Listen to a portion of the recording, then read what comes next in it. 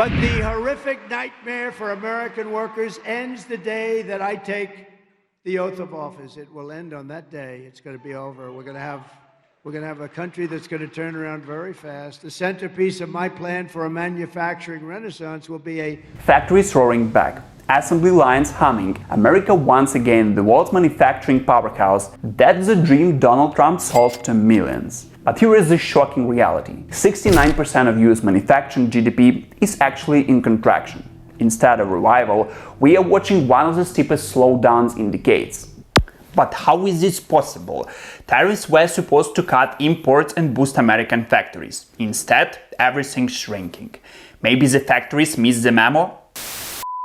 Think about that. Nearly 7 out of every $10 in manufacturing output is shrinking, despite tariffs meant to protect American industry. Bloomberg reports that US factory activity has declined for 6 consecutive months, and some companies say conditions are even worse than during the Great Recession. That's not a manufacturing boom, that's a manufacturing bust. So how did a policy designed to save American jobs and rebuild domestic production actually accelerate its decline?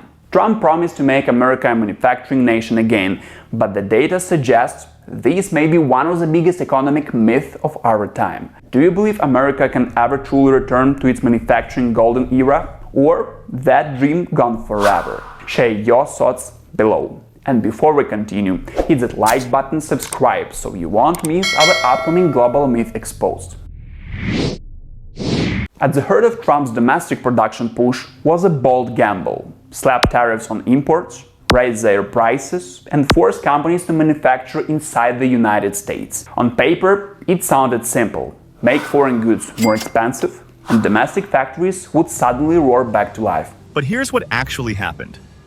Instead of revival, U.S. manufacturing went into retreat.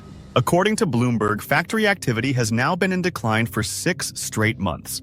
Executives who once hoped tariffs might bring relief are instead reporting mounting losses. Even worse, she noted that some transportation equipment makers are experiencing conditions more severe than during the 2007-09 recession.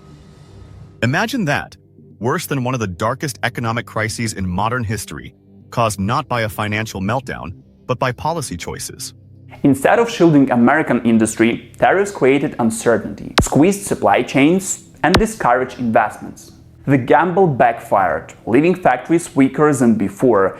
Trump promised protection, but what manufacturers got was pressure, paralysis, and pain.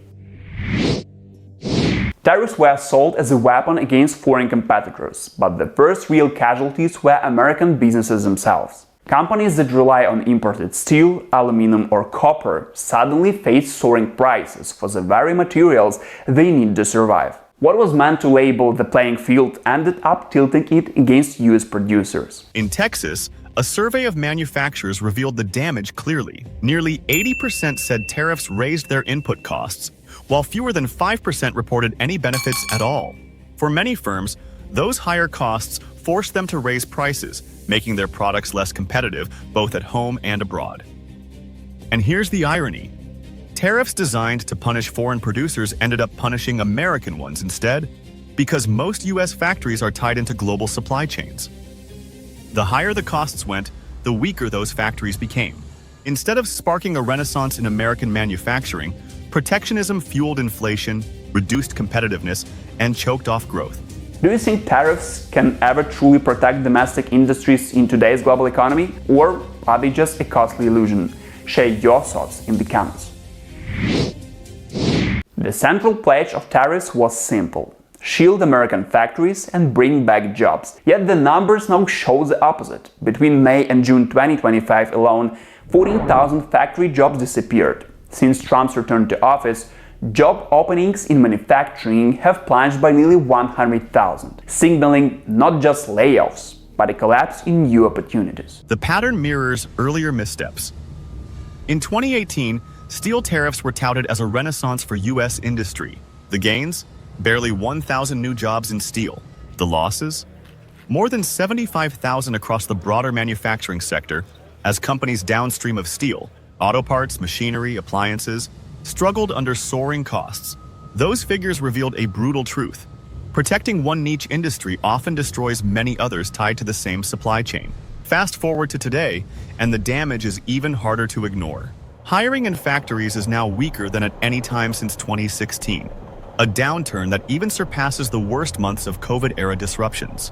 This collapse highlights the paradox of protectionism. Instead of safeguarding the workforce, tariffs have accelerated its erosion. The result is a manufacturing sector less dynamic, less resilient, and further removed from the job survival once promised. Few examples capture the flaws of tariff-driven manufacturing policy as clearly as Apple. Trump once threatened a 25% tariff on iPhones unless Apple moved production to the US. On paper, it sounded like the perfect symbol of Made in America. In practice, it exposed the sheer fantasy of overnight onshoring. Click here to watch detailed video why Apple can never make iPhones in the US. Consider the reality. An iPhone isn't just a gadget. It's the product of an intricate supply chain involving more than 200 suppliers spread across 43 countries. The key assembly hubs are in China and increasingly India, where massive labor pools and specialized expertise exist. The US simply doesn't have the concentrated ecosystems of component suppliers, precision tooling, or millions of skilled workers needed to meet Apple's demand. The cost difference alone makes the idea impossible. Analysts estimate that if Apple were forced to build iPhones in the US, each unit could cost as much as $300 to $500, over 4 times today's retail price. That would instantly collapse demand. Instead of a revival, it would devastate one of America's flagship companies. The iPhone case proves a harsh truth. Tariffs can't rewrite the global logic of complex production network. And yes, would you buy the US-made iPhone for $3,000? Tariffs were built on the idea that if imports were curbed, US factories would roar back to life, but the numbers reveal why that was never realistic. Today, manufacturing accounts for just 7.9% of American jobs. Even if the trade deficit were somehow erased overnight, economists estimate that share would only rise by 1.7%. That's hardly the blue-collar boom once promised. The deeper issue is structural. Across every advanced economy, the same trend repeats. As nations grow wealthier, work shifts away from factories and into services. At the same time, automation has hollowed out the need for human labor on production lines. Robots now handle much of the heavy lifting, while a shrinking pool of skilled technicians oversees the process. There's also the problem of public preference. Polls show that 73% of Americans would rather work in offices than in factories, even if the pay were identical. In other words, it's not just companies moving away from manufacturing, it's workers too. Trump's vision wasn't merely flawed in execution. It was pushing against the very force of economic gravity, trying to rebuild an industrial base the modern economy no longer supports.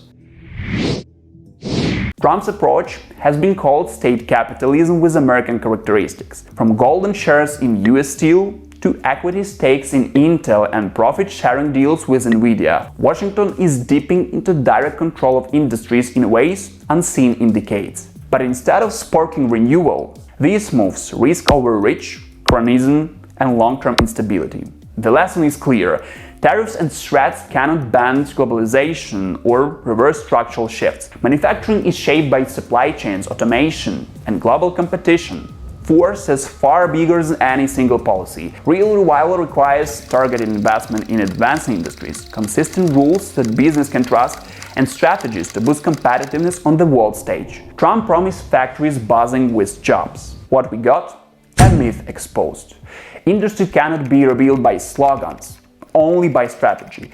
Do you think America is entering a new era of state capitalism or just chasing illusions? If you enjoyed this deep dive, hit the like button, subscribe and share this video so you won't miss our upcoming Global Myth Exposed series. Next one's brewing. Stay tuned.